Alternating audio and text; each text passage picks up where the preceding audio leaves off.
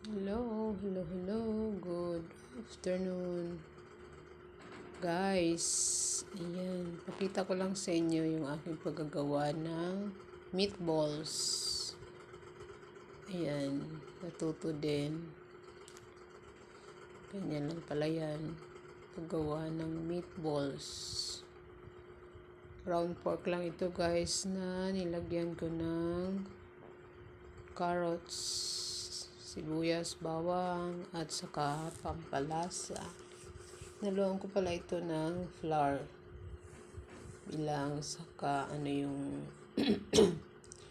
nilagyan ko din ng breadcrumbs para dumami.